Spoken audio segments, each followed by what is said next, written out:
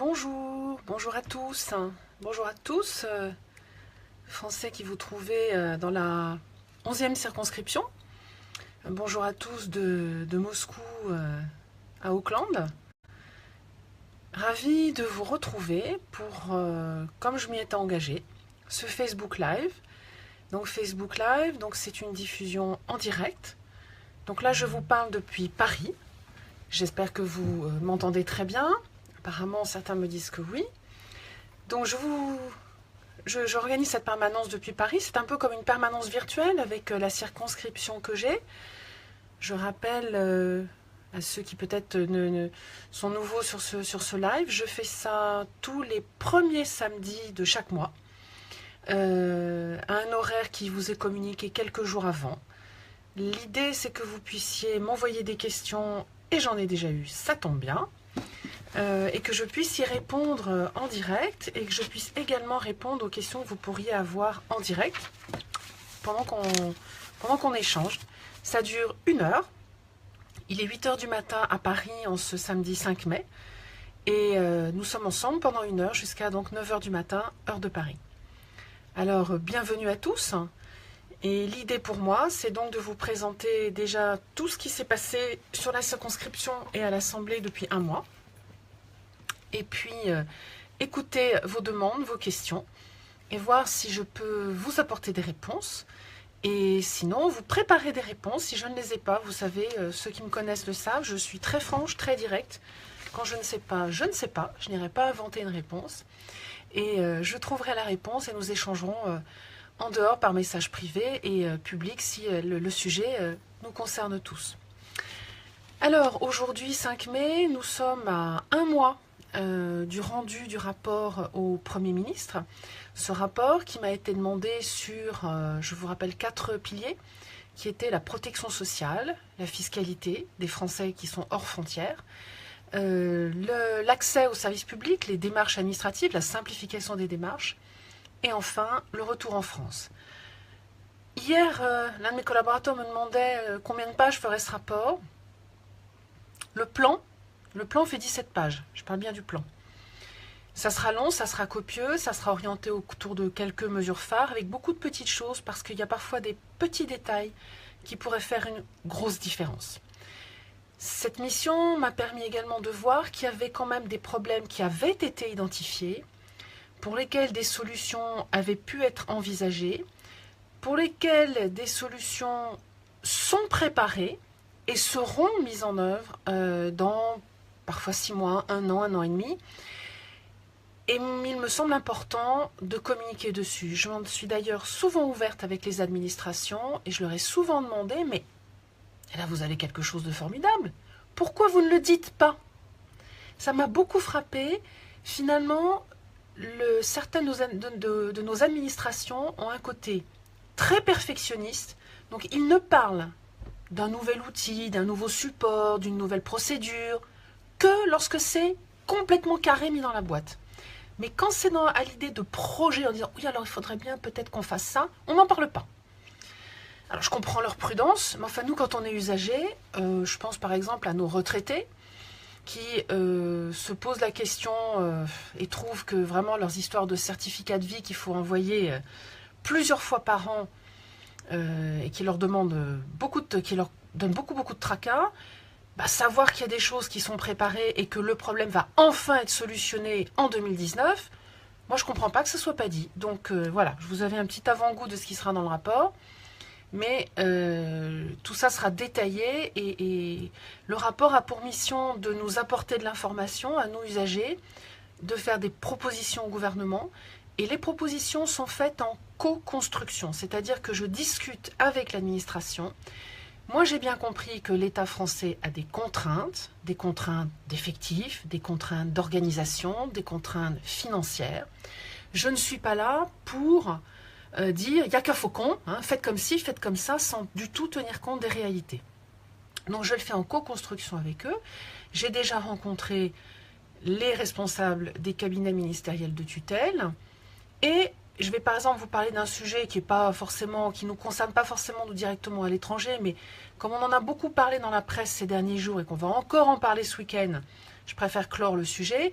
Mais au cours de mes auditions, notamment sur les sujets de fiscalité, j'avais clairement identifié que ce qu'on appelle l'exit tax, je vais vous en reparler, était un impôt étrange qui clairement échappait à sa finalité. Échappait à sa finalité parce qu'un impôt, c'est quand même censé pouvoir subvenir au train de vie de l'État. En l'occurrence, ce n'était pas le cas. Alors, en l'occurrence, cet impôt n'avait rien de constructif, mais il était plutôt punitif. Et en fait, la punition ne marchait pas du tout. C'est comme si vous aviez mis en place une punition et qu'en fait, tout le monde la contournait et tout le monde trouvait d'autres moyens, ou tout le monde s'en tapait en disant de toute façon, je veux bien être puni, ça ne me gênera pas. Donc, les gens sont partis quand même. On a le nombre de personnes de gros patrimoine qui sont partis de 2012 à 2015. Il est considérable, il n'a cessé d'augmenter. Donc, clairement, cette taxe n'a rien empêché. Ensuite, quand ces gens partaient, le problème, c'est qu'ils partaient avec tout. Parce que les avocats fiscalistes que j'ai rencontrés m'ont bien expliqué que quand ils avaient un chef d'entreprise, il n'y en a pas eu beaucoup, on est de l'ordre de même pas 200 dossiers sur 7 ans, c'est quand même pas une fuite extravagante. Et je parle d'entreprise, parce qu'il y a aussi des patrimoines qui sont partis avec leur patrimoine qui n'était pas forcément une entreprise. Donc, ces gens partaient, mais ils partaient non seulement avec leur entreprise, mais ils avaient vendu tous leurs biens en France et pour fiscalement être sûr d'être complètement localisés ailleurs. Ce qui, par parenthèse, se fait pas en claquant dans les doigts. Donc, voilà, un impôt qui échappait à son objectif. Et maintenant, pour moi, ma recommandation, c'est d'aller étudier ce que font d'autres pays, comment d'autres pays gèrent le sujet, car la fiscalité, on sait, n'est pas homogène dans tous les pays, et qu'on trouvera un pays toujours où l'herbe est plus verte. Pour information, je voudrais juste vous donner cette information, il y a un sondage qui a été fait il y a quelques années sur les motivations des Français qui partaient à l'étranger. Dans ce sondage, il est apparu que 42% des interrogés disaient vivre dans un pays à la fiscalité plus avantageuse que la France, donc un peu moins d'1 sur 2. Mais on avait un peu plus de 30% qui disaient vivre dans un pays à fiscalité équivalente à celle de la France. Et enfin, 21% qui disaient vivre dans un pays à la fiscalité moins avantageuse que la France. Voilà, donc c'est juste pour remettre un peu les pendules à l'heure et dire que les raisons du départ, comme le disait une enquête du ministère des Affaires étrangères il y a quelques années, c'est avant tout des raisons professionnelles, éventuellement familiales, mais avant tout professionnelles, à plus de 40%, et que la fiscalité, c'est à peine 9% des partants qui se posent la question, qui disent tiens, je vais peut-être partir pour raison fiscale. Donc, je crois qu'il faut évacuer cela, réfléchir à peut-être un autre dispositif. Observons. Moi, je vais utiliser mon expérience singapourienne. Que fait le gouvernement de Singapour depuis sa fondation il y a 50 ans? Ils passent leur temps à aller regarder ce qui se fait chez les autres. Ils prennent les meilleures pratiques et ils les mettent en œuvre chez eux. Par parenthèse, c'est comme ça qu'ils ont mis en place leur méthode de maths. Donc, faisons pareil pour l'exit tax, allons voir ce qui se fait ailleurs, faisons aussi un bilan du nombre d'entreprises qui vraiment essayent de partir pour être vendues ailleurs. Sachez aussi qu'on butait sur un obstacle tout simple. C'est extrêmement difficile une fois que les personnes ont quitté la France. Que deviennent-elles d'ailleurs en termes de fiscalité? Une fois qu'on a quitté la France, ce sont nos sources de revenus françaises qui vont être imposées. Mais ce qui se passe dans le monde ailleurs, on ne sait pas. Je suis passée à Dubaï. À Dubaï, il n'y a pas d'impôt du tout. Il n'y a pas forcément d'échange de données. On ne sait pas ce qui se passe là-bas. Comment peut-on le savoir? Donc on voit bien que nous ne sommes pas américains. Nous n'avons pas des agents du fisc qui vont avec un billet d'avion, parce que c'est comme ça que font les Américains, toquer à la porte des gens pour dire dites-moi, racontez-moi ce qui se passe sur le plan fiscal dans votre famille. On n'a pas ça. Donc là, dès qu'on sort de nos frontières, contrôler la fiscalité, c'est très compliqué. Alors, autre sujet, par rapport à cette mission, vous avez peut-être vu passer un message sur Twitter dans lequel j'interpellais la société qui était le support du questionnaire citoyen, qui effectivement a eu un bug technique et qui nous a fait extrêmement peur pendant 48 heures.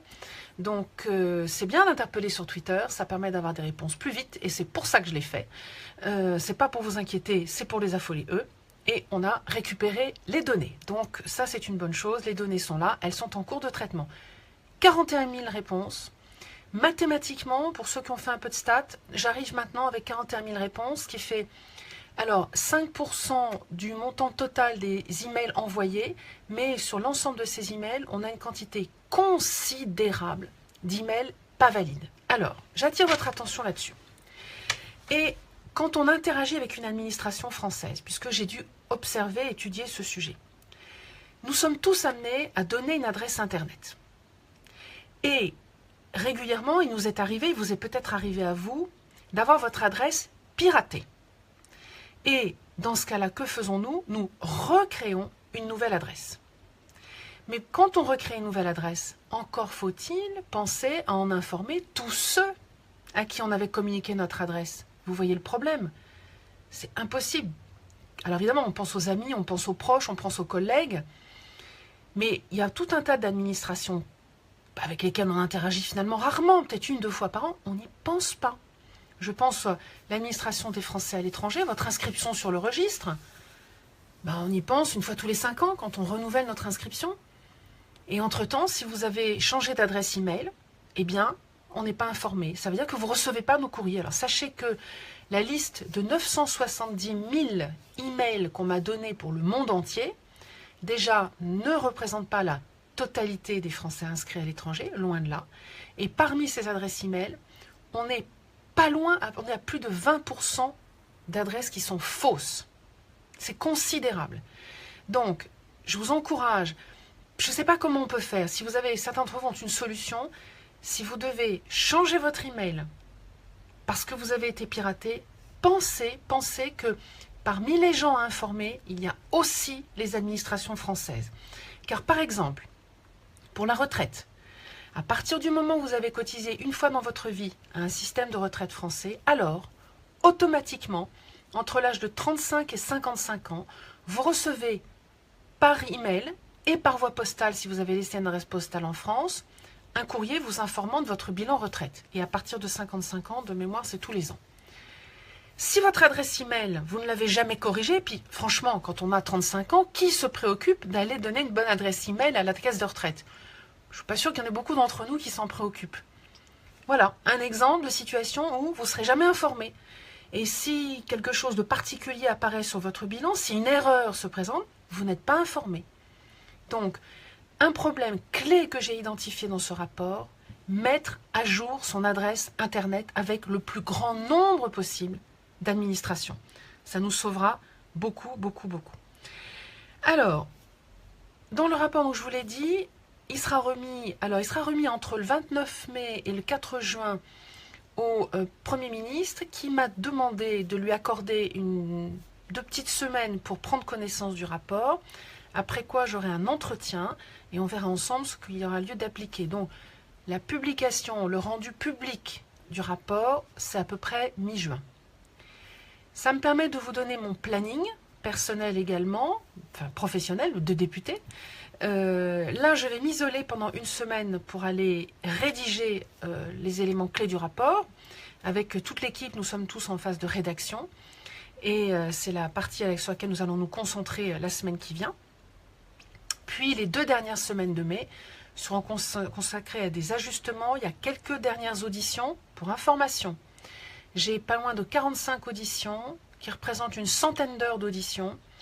Et encore centaines d'heures, je pense que celles du début, on ne les a pas mesurées. Donc, à mon avis, on est loin du compte.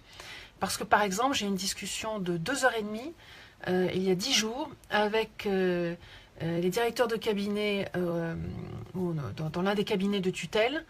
2h30 intenses, mais vraiment intenses, pour essayer d'échanger, de comprendre leur point de vue et de voir comment je pouvais comprendre leurs attentes sur certains aspects, notamment pour nos retraités, la COTAM, la fameuse COTAM, la cotisation maladie.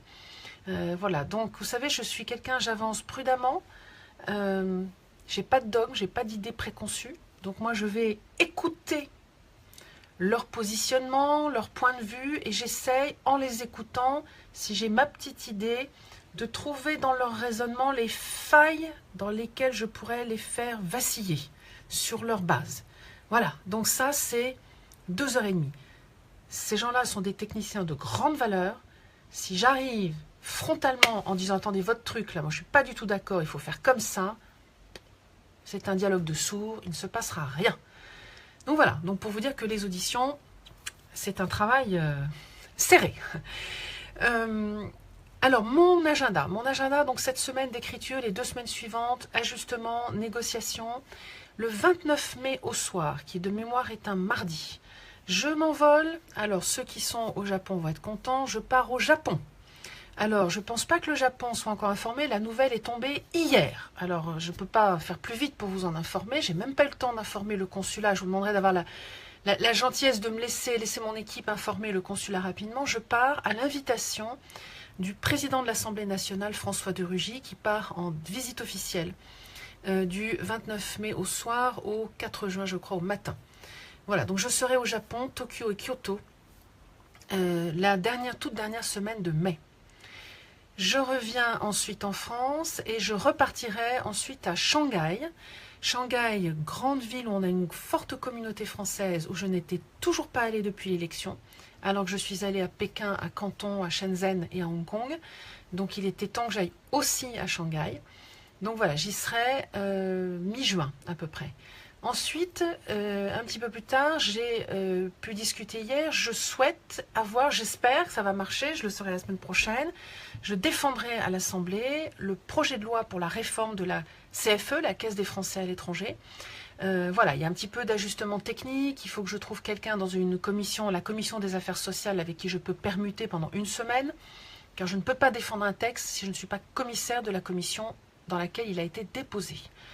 Donc j'espère faire ça à la demande des sénateurs et à la demande du président de la CFE et de son directeur général, pouvoir défendre ce texte sans le changer.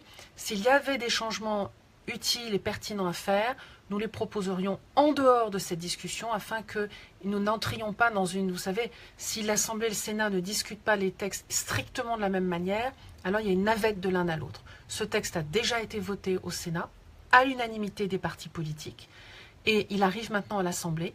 J'espère le faire voter à l'unanimité des partis politiques, et ensuite sans modification. Et si dans les discussions, dans les débats devaient émerger des points d'ajustement, en ce cas, on verrait en dehors de ce texte comment le faire. Pour information, car certains me l'avaient suggéré, la CFE étant un organisme privé, il n'est pas possible de présenter des amendements modifiant le fonctionnement de la CFE dans le projet de loi de finances de la sécurité sociale. Car la CFE, ça c'est un point important, ce n'est pas la sécurité sociale. C'est vraiment un point clé. C'est un organisme qui applique le code de la sécurité sociale, mais c'est un organisme privé. Et son financement est quasiment entièrement privé. La part de subvention de l'État est toute petite, hein, c'est un peu plus de 300 000 €. Et cette subvention sert quasi exclusivement à venir en aide aux personnes qui n'ont plus aucun revenu et qui sont en situation de grande détresse, je dis bien grande détresse, à l'étranger, qui n'ont absolument pas la possibilité de revenir et qui ont des soucis de santé et qui ont besoin de pouvoir se soigner. Donc on est un peu plus de 300 000 €.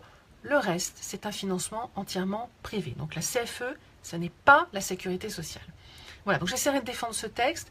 Ensuite, je reviendrai à Paris. Début juillet, il y aura la réforme constitutionnelle, je vais y venir, qui sera discutée à l'Assemblée. Donc ça ne nous a pas été encore annoncé, mais enfin, je sens un peu les choses et je pense que nous siégerons en session extraordinaire tout le mois de juillet, comme l'an passé, vraisemblablement sur la réforme constitutionnelle.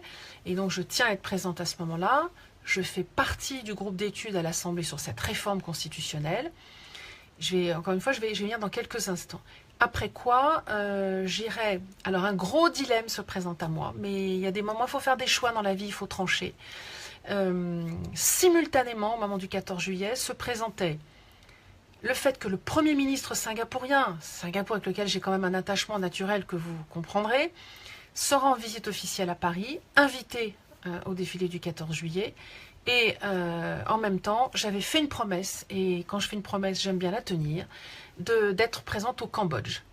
Donc, je serai présente au Cambodge à la mi-juillet, et j'espère que les Singapouriens ne m'en voudront pas de ne pas pouvoir être présente aux côtés de cette visite officielle du Premier ministre singapourien à Paris. Voilà, et puis après, il y aura d'autres voyages qui ne sont pas encore programmés pour août et septembre. Voilà, donc des voyages, vous voyez, qui s'intercalent avec le travail. Alors, je vous ai parlé de la réforme constitutionnelle. La réforme constitutionnelle, il est apparu clairement, alors d'abord, nous sommes députés, députés représentant les Français à l'étranger, tout à fait surpris qu'hier dans le Figaro soit publié le texte, enfin des informations témoignant du fait que le Figaro avait eu accès au texte de loi. C'est surprenant comme méthode quand on sait que les députés n'ont pas eu encore accès au texte. Voilà, je trouve ça un peu surprenant. Ça nous a permis de découvrir que dans cette réforme, la représentation des Français à l'étranger sera complètement différente. À partir de 2022, prochaines élections, ça ne sera plus une élection par circonscription. Il y aura 8 députés représentant les Français à l'étranger au lieu de 11. Et le vote, l'élection de ces 8 députés se fera sur un scrutin proportionnel, à un tour, sur un scrutin de liste. Donc, et avec une seule circonscription unique, l'étranger. Alors, je m'interroge sur comment allons-nous faire si sur la liste, tous ceux qui sont élus sont passionnés par l'Amérique du Sud. C'est formidable l'Amérique du Sud, mais j'essaie de comprendre comment on va les convaincre qu'il faut s'intéresser à l'Asie, à la Russie, à l'Espagne. Voilà, c'est pas clair. Voilà, donc il y a des points surprenants. Donc j'espère en apprendre un peu plus dès qu'on va pouvoir en discuter. Ensuite, autre point, nous considérons, députés membres du groupe d'études, que ce projet ne donne pas suffisamment d'opportunités à l'Assemblée pour donner son point de vue au gouvernement. Donc c'est tout le travail que nous sommes en train de mener. Et à ce titre, je me réjouis d'avoir un peu de temps avec François de Rugy pour voir comment nous pouvons peser plus comme parlementaires auprès de l'exécutif. J'ai également découvert dans ce groupe d'études qu'en réalité, le règlement de l'Assemblée et notre Constitution nous donnent, à nous parlementaires, beaucoup plus de pouvoir qu'on ne croit, et que parfois c'est à nous de saisir ce pouvoir, même si, politiquement, du fait des habitudes qui ont été prises, un parlement, une majorité parlementaire qui s'opposerait au gouvernement, on taxerait ça tout de suite de frondeur. Eh bien non, j'ai découvert que les textes le permettent. Alors, c'est pas s'opposer, mais c'est donner son point de vue pour essayer d'avancer plus vite. Mais il est clair, je découvre, en étant au cœur du moteur, que la Constitution de la Ve République, oui, on le savait, on l'avait dit, mais je ne l'avais pas mesuré à ce point, donne effectivement beaucoup de capacité de gestion au gouvernement, beaucoup plus dans le fonctionnement quotidien qu'aux parlementaires. Et pourtant, il y a des moyens de se saisir de ce qui existe sans tout révolutionner pour que nous pesions plus. Donc à nous de réfléchir et de voir comment nous avons envie de le faire. C'est très intéressant ce travail et je vous tiendrai au courant. Mon souci, ce qui me motive, c'est de pouvoir vous représenter, c'est de pouvoir défendre ce que vous exprimez. J'ai d'ailleurs beaucoup apprécié le fait que le Premier ministre soit allé passer 3 jours là en province. Pardon, excusez-moi. On ne dit plus en province, on dit dans les territoires. Donc dans les territoires. Et je me moque, mais voilà, la novlangue, j'ai un petit peu de mal. Donc il était 3 jours, en tout cas délocalisé, ça c'est certain, au contact du terrain. Et j'ai regardé un documentaire que je vous invite vivement à regarder. Je sais même que pour vous, il faut que vous preniez un VPN pour le faire. Sur France 5, je ne sais plus sur quelle chaîne, une chaîne de France Télévisions, qui s'appelle Les leçons de la défaite ou quelque chose comme ça, qui est un documentaire d'une 50aine de minutes sur ce que la défaite en politique nous apprend. C'est passionnant, absolument passionnant, et il est bien rappelé dans ce documentaire combien il est important pour nous qui sommes parlementaires très occupés. On passe à l'Assemblée, je vous assure, les gens sont absolument charmants et ils font tout pour nous faciliter la vie.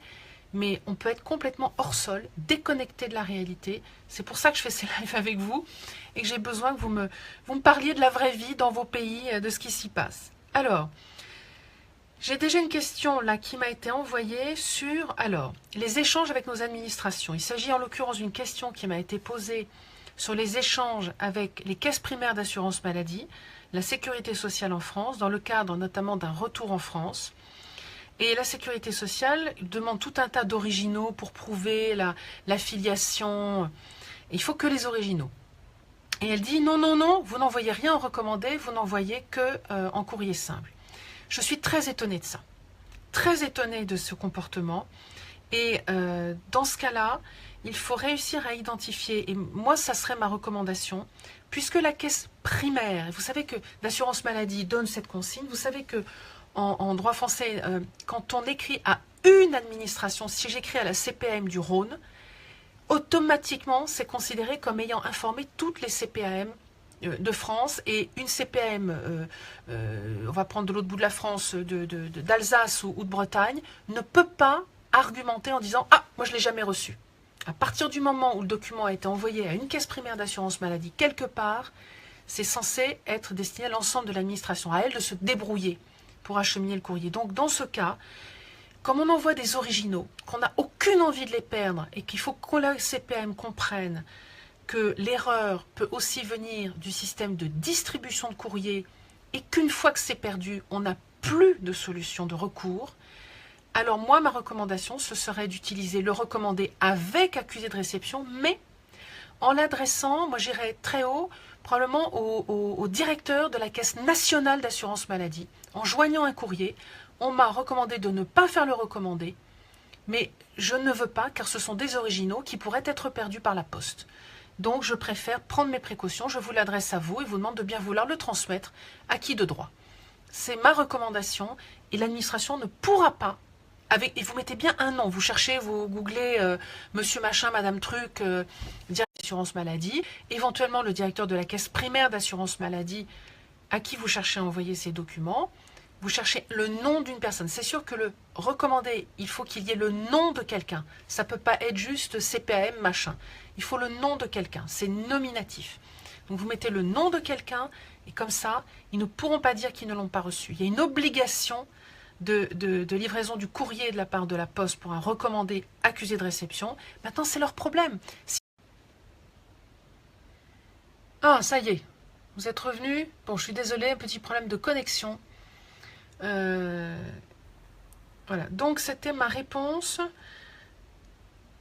sur le courrier, les échanges avec nos administrations. Autre sujet, deux autres sujets importants.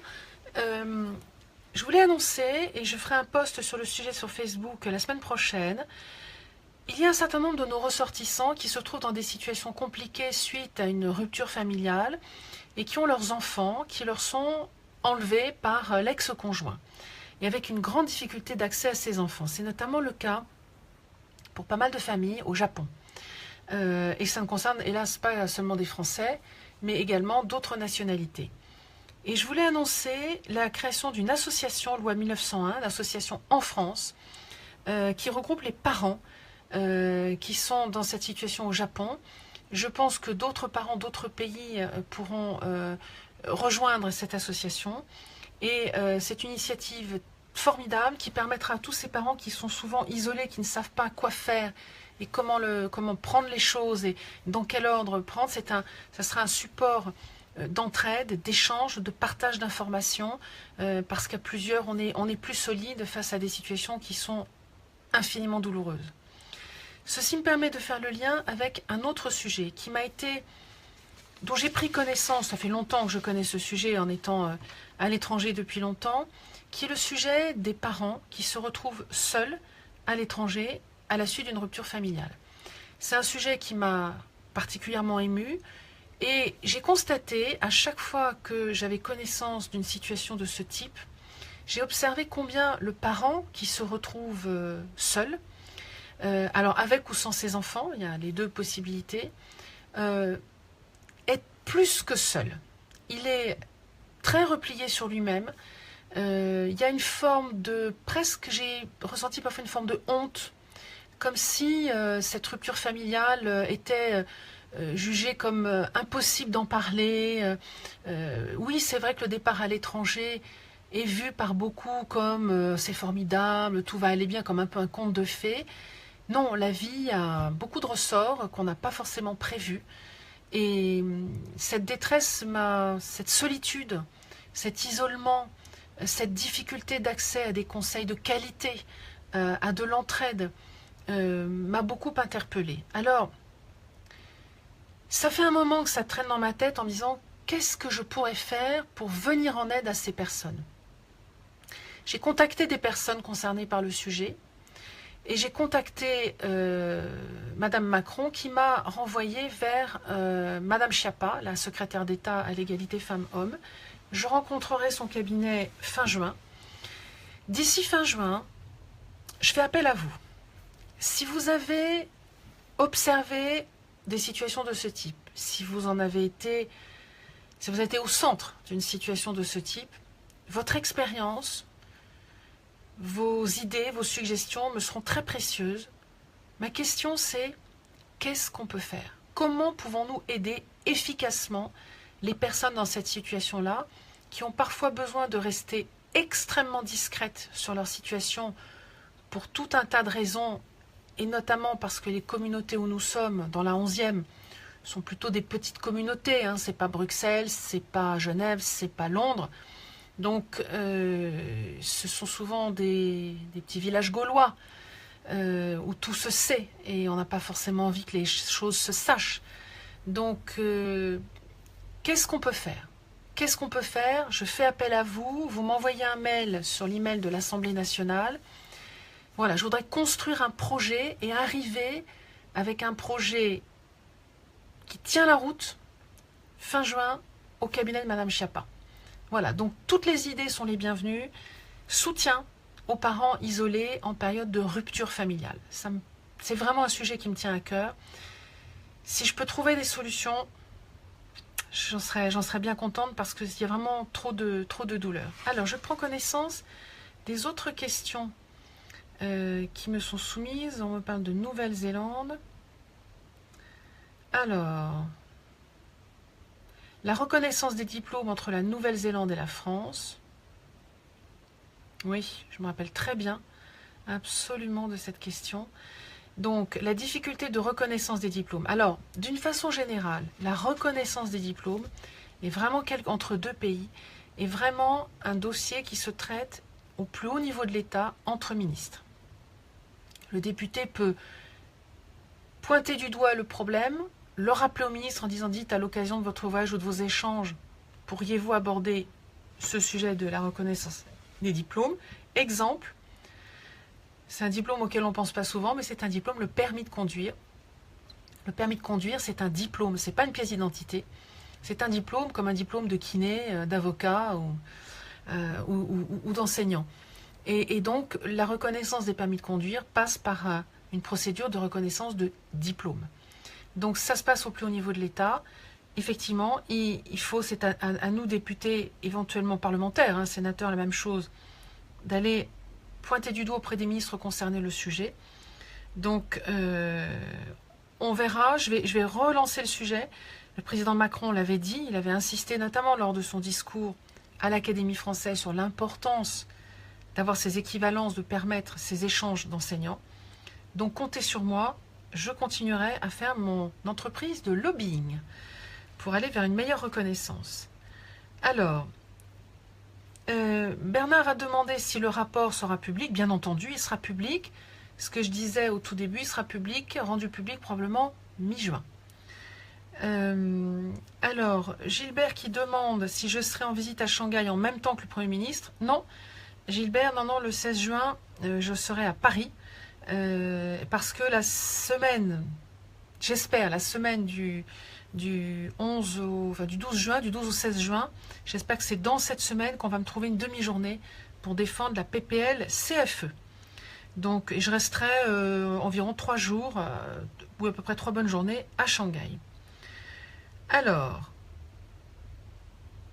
voilà, ça c'était un certain nombre de questions. Alors, ensuite on me pose une question plus de géostratégie, la présence de la France dans le monde. Alors, dans la partie Océanie, une question que je me pose par rapport à cette présence française dans le monde, il y a le regroupement qui s'appelle l'Organisation des pays présents dans le Pacifique, autour du Pacifique, c'est un nom qui ressemble à OPEC en anglais. Et la France n'en fait pas partie, cette organisation. J'interrogerai Jean-Yves Le Drian sur les raisons pour lesquelles la France n'en fait pas partie, quand on sait l'importance de la présence de la France dans le Pacifique, et quand on voit les relations intenses, la coopération intense entre Nouvelle-Zélande, Australie et France, coopération stratégique qui paraît évidente. Mais il me semble que la France aurait toute sa place dans cette structure. J'interrogerai Jean-Yves Le Drian pour lui demander pourquoi la France n'est pas dans cette structure des pays membres du Pacifique, dans lequel on va retrouver quand même la Chine, les États-Unis, le Japon, la Corée, les petits pays. Hein, vous voyez ce que je veux dire. Donc je suis surprise que la France n'y soit pas. Il y a sûrement une raison. J'interrogerai. Les autres sujets que je voulais aborder avec vous, c'est encore une fois dans vos circonscriptions tout ce qui s'y passe, dans vos villes, dans vos pays tout ce qui s'y passe. Je voudrais dire un mot sur la Corée et tous ceux d'entre vous qui sont en Corée, Corée du Sud, on a très peu de Français en Corée du Nord et Japon. Je pense que tous vous voyez avec grand soulagement l'évolution positive des relations entre les deux Corées. Effectivement, on ne peut tous que s'en réjouir.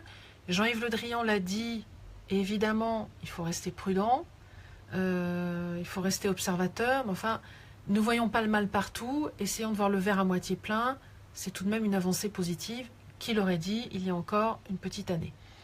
Donc c'est une bonne chose, et je sais bien que la perception de la situation vue de la France n'était pas du tout celle vue de Corée par vous qui êtes en Corée notamment. Et quand j'étais allée en Corée à Séoul, à l'automne dernier, j'avais bien vu que y avait, le sentiment était beaucoup moins en mode panique qu'il ne l'était en France. D'ailleurs, quand la Corée du Nord avait tiré des missiles balistiques, sachez que j'avais reçu des messages, des emails de familles d'entre vous qui habitaient en Corée ou au Japon, très inquiètes de savoir ce qui allait se passer pour nos ressortissants. Donc on voit bien qu'en France, quand on est loin, on dramatise plus que quand on est sur place. Ça, c'est ce qui se passe en Corée, entre les deux Corées. Autre point que je voulais aussi citer, je vous avais dit, et certains d'entre vous, ça les avait choqués, que je ne traitais pas des cas particuliers. Sous-entendu, je ne fais pas de passe-droit. Il y a des gens qui m'ont écrit pour demander des médailles. Ben non, je ne les connais pas. Moi, je ne donne pas des médailles à des gens que je ne connais pas. En tout cas, je ne les demande pas.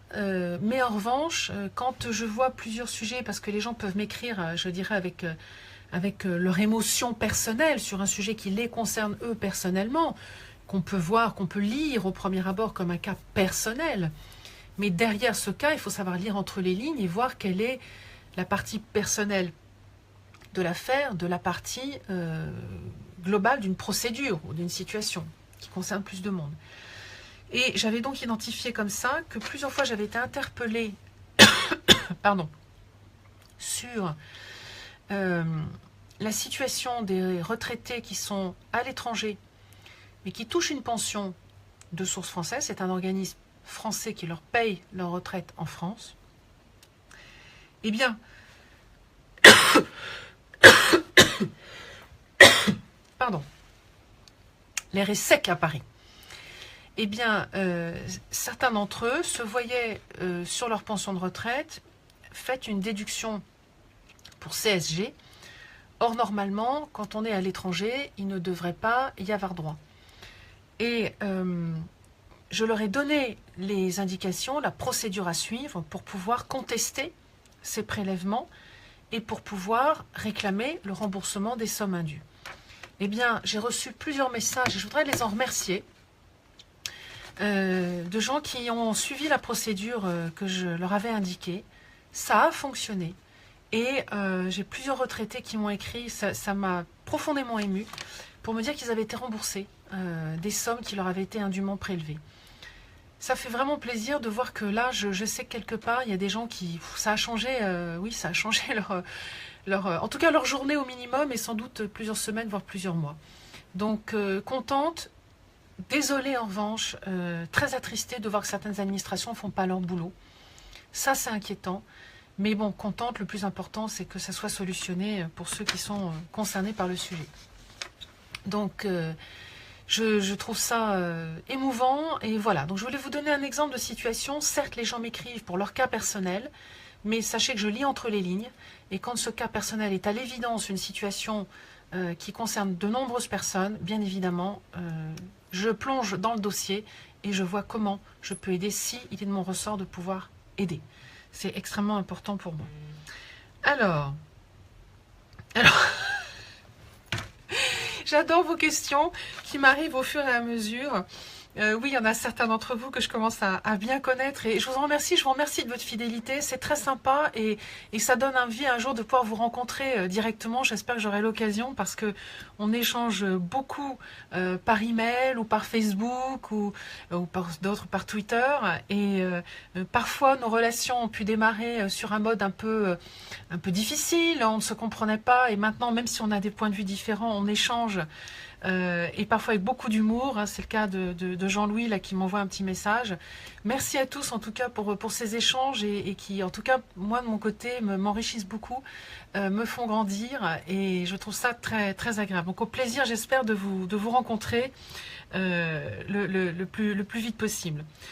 Alors, Gilbert me signale que pour le sujet que je vous ai présenté tout à l'heure, le soutien aux couples en crise, oui, bien sûr, c'est vrai qu'il y a des associations qui aident localement et effectivement, voir, je sais pas, je vais lancer des sujets, mais on a un service de consultation psy qui est basé en France, qui est spécifiquement destiné aux Français qui sont à l'étranger, qui s'appelle Eutelmed.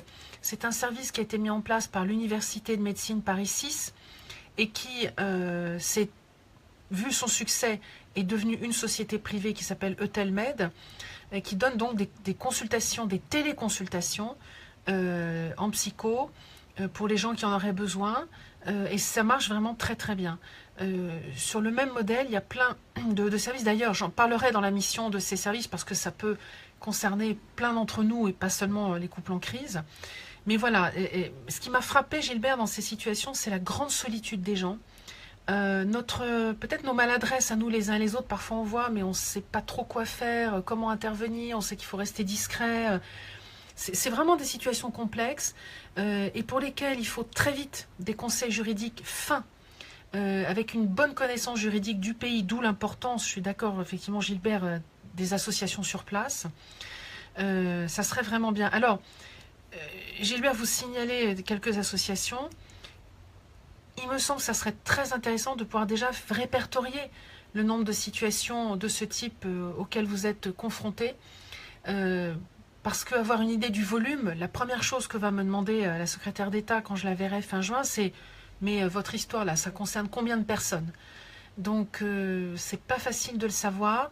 Si certains d'entre vous, même sur une petite communauté, vous avez des idées, combien de personnes tous les ans sont confrontées à ce type de situation, décrire peut-être les parcours du combattant par lesquels ils passent, quelles solutions ils ont pu trouver, quelles solutions manquaient, peut-être avoir déjà des témoignages, ça serait formidable.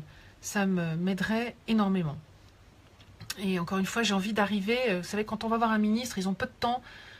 Si je viens juste pour m'exposer mon cas, voilà, vous savez, des gens qui sont dans des situations compliquées, j'aurai rien.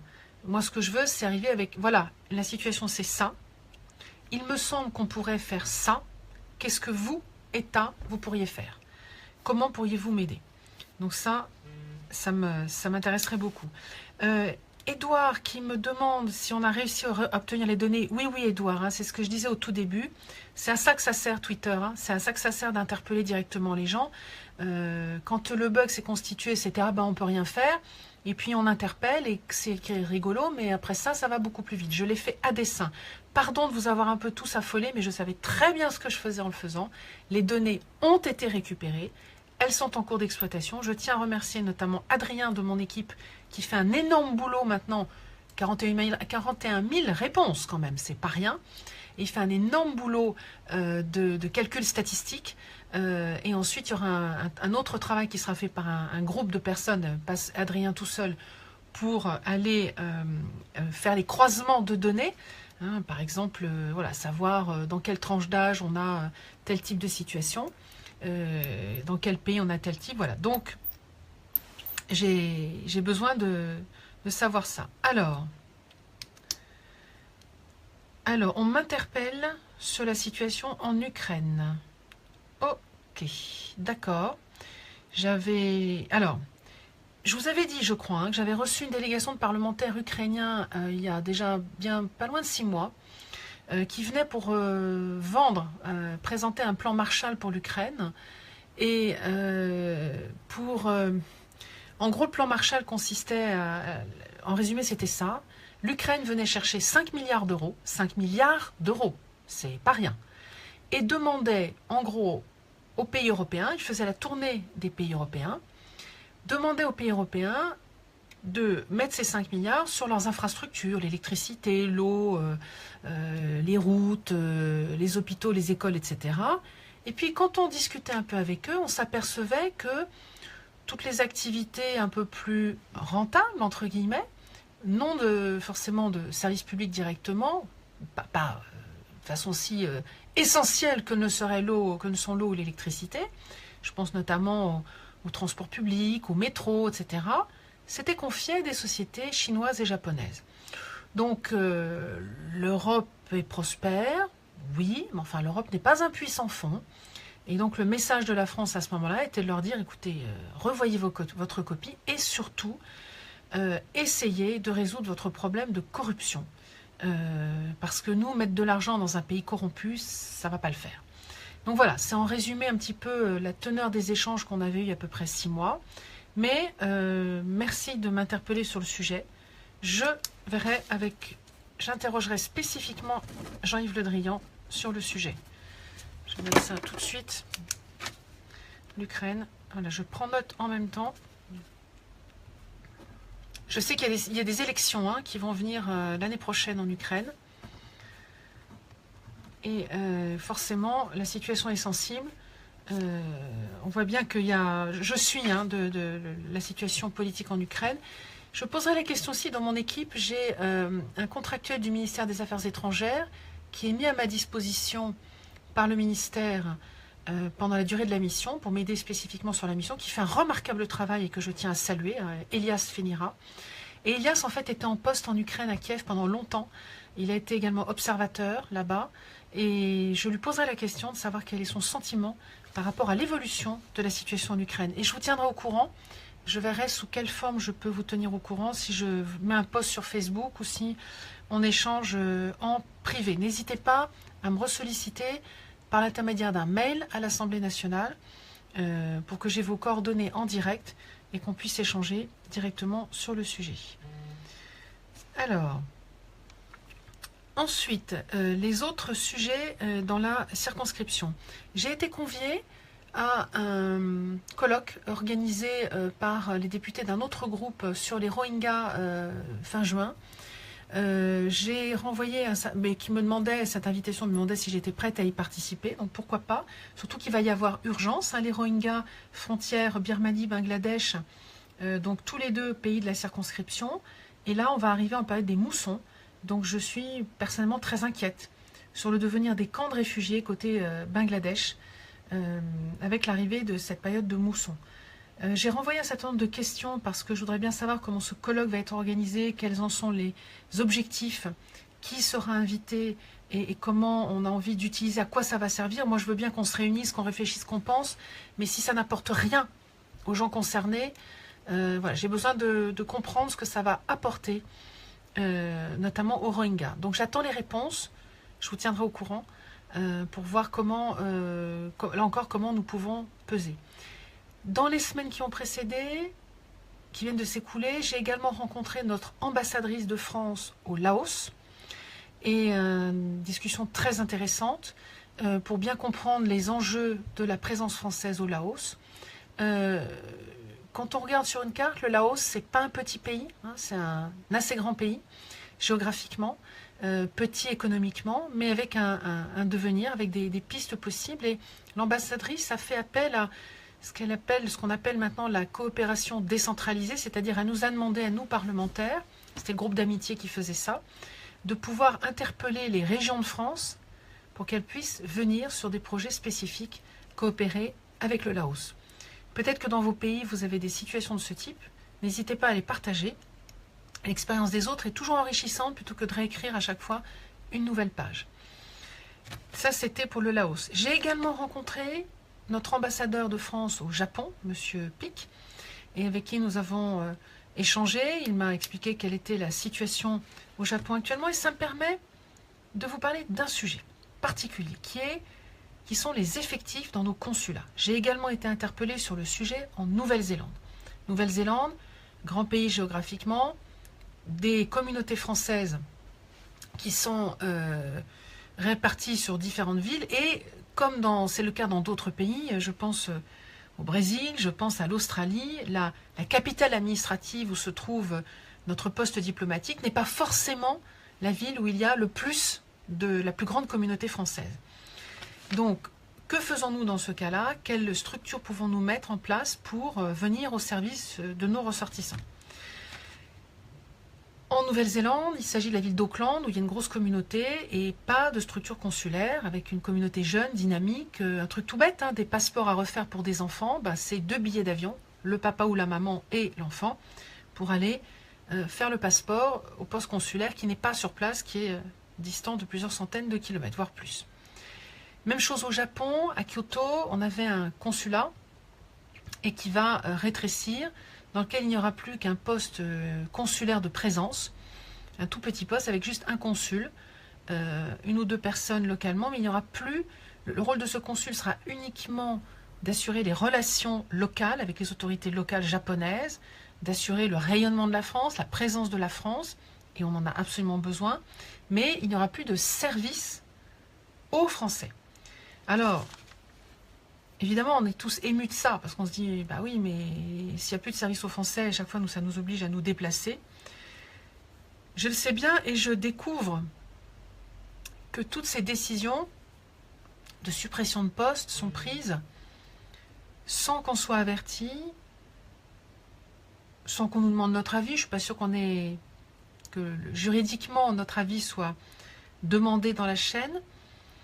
Donc sachez que à l'occasion du rapport pour avis sur le budget du ministère, rapport sur lequel j'ai déjà travaillé l'année dernière, sur lequel je vais retravailler à partir de juillet, oui, j'aborderai ce sujet très précisément, car je veux pouvoir interroger le ministère et comprendre quelle est la logique qui préside à ces décisions de réduction d'effectifs, s'il en est encore dans une logique strictement comptable, ou bien si, et à quel horizon, on va enfin passer dans une logique d'efficacité peut-être, de sens à donner aux missions, de périmètre des missions. J'aimerais comprendre. Encore là une fois, ma technique, j'arrive pas avec de la râlerie en disant il ne faut pas faire, je veux comprendre. Comprendre pourquoi c'est fait comme ça.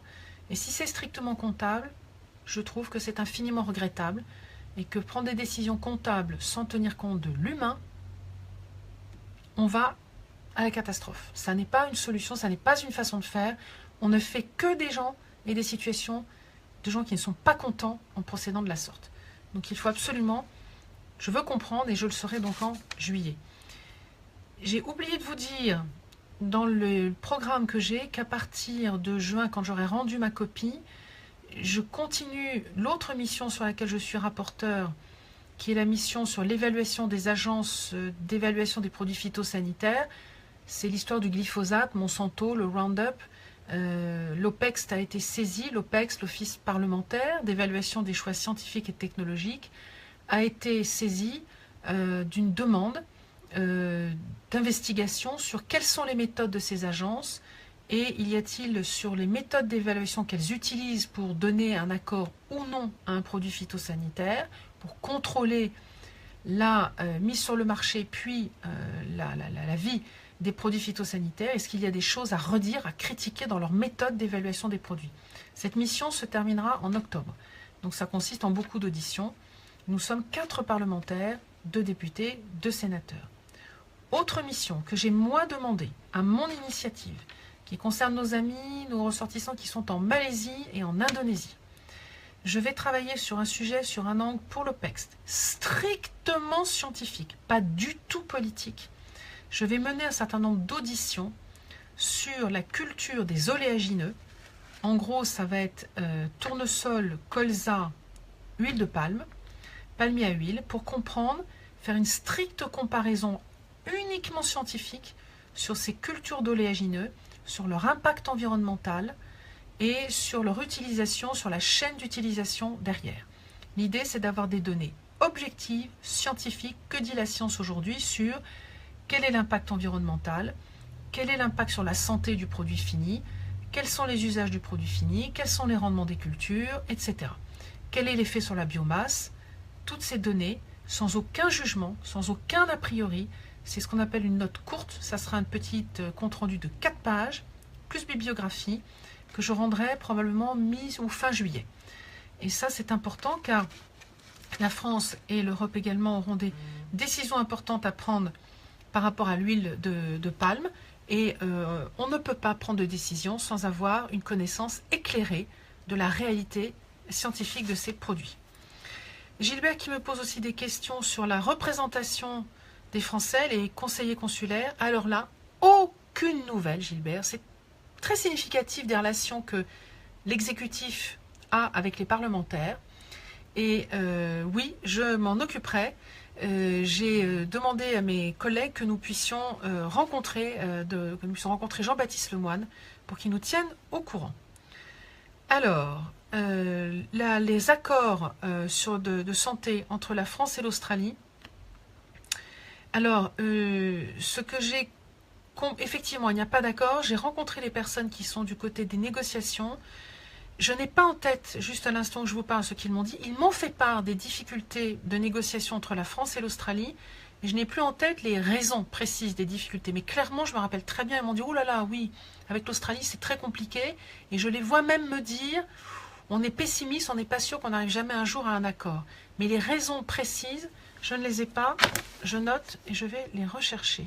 L'accord avec l'Australie. Je vais noter ça et je reviens vers vous avec des informations précises. Alors, sachant qu'en Australie, moi je mets en garde tout le monde. On peut travailler 20 ans en Australie. Quand on veut prendre sa retraite, dans ce qui m'a été dit, on ne peut pas toucher sa retraite si on n'est pas en Australie. Ça vaut pour toutes les nationalités. Donc, tous les Français qui ont envie de partir, il faut être sûr de son coup. Il faut se dire, en Australie, j'y vais, j'y reste. Sinon, c'est plus compliqué. Alors, oui, je pense qu'il y a forcément un accord UK-Australia, probablement, et hélas, Edouard, je ne sais pas si c'est un rapport, mais la France ne fait pas partie du Commonwealth, sauf erreur de ma part. Je ne sais pas si c'est ça la raison profonde, c'était pour la plaisanterie. En revanche, ce qui n'est pas une plaisanterie, c'est qu'il est 8h59 ici à Paris, et que là va s'achever notre live. Si vous avez d'autres questions qui vous viennent une fois qu'on a refermé le live, vous n'hésitez pas, vous les mettez là en commentaire Facebook si vous souhaitez que tout le monde les lise. Si vous préférez qu'on échange en privé, vous m'envoyez sur l'adresse Assemblée nationale. N'hésitez pas, il y a encore plein de sujets dont on aurait pu parler. Je vous donne rendez-vous dans un mois, le mois prochain. Alors, le mois prochain, je serai au Japon, le premier samedi du mois prochain. Donc, je m'arrangerai, j'ai donné une promesse. Je m'arrangerai pour faire un live avec vous.